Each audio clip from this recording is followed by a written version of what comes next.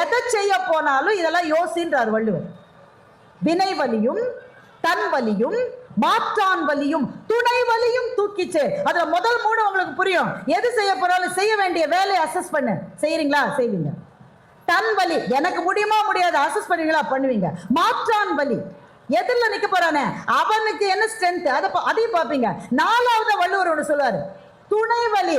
அவனோடைய friend யாருன்னு பாரு, உன்னோட ஃப்ரெண்டு யாருன்னு பாரு. உன்னோட ஃப்ரெண்டு எல்லாம் பிபி வந்தவன், சுகர் பேஷண்ட்ல இருந்தா நமக்கு அடியாள இருக்கான்னு சந்தானம் ஒரு படத்தில் சொல்லுவார்ல, அந்த மாதிரி ஏத்த சாப்பிடா இருந்தா யோசிச்சுப்போ. அப்போ ஒரு செயலில் நீங்கள் ஈடுபட போகிற போது உங்கள் சக்தியை மாத்திரமல்ல, உங்கள் பக்கத்திலே நிற்கக்கூடிய நண்பர்களினுடைய வலிமையையும் யோசித்து விட்டுத்தான் ஒரு செயலை நீங்கள் செய்ய வேண்டும் என்று சொன்னால், நட்பை பற்றி இதை விட அதிகமாக வேறு எந்த மொழியில், வேறு எந்த இலக்கியத்தில் சொல்லி இருக்கிறது என்று நீங்கள் சொல்லுங்கள். அந்த நாள் ஞாபகம் நெஞ்சிலே வந்ததே நண்பனே வாலி எழுதினார். இந்த நாள் அன்று போல் இன்பமா இல்லையே, அது ஏன் ஏன் நண்பனே என்று கேட்டார். சிவாஜி இறைக்க இறைக்க ஓடிட்டு அந்த பாட்டை பாடுவார். அவரும் பள்ளியில் அவரோடு படித்த நண்பர் மேஜர் சுந்தரராஜன் 2 பேரும் ஓடிட்டு அதை பாடுவாங்க. இந்த பாடல் எல்லார் வாழ்க்கையிலும் நடக்கும்.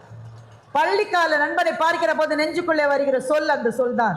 இந்த நாள் அன்று போல் இன்பமா இல்லையே, அது ஏன் நண்பனே என்றால், நண்பனோடு சேர்ந்து கழித்து மகிழ்ந்த காலங்கள் தான் வாழ்க்கையில் உண்மையான மகிழ்ச்சியான காலங்கள்.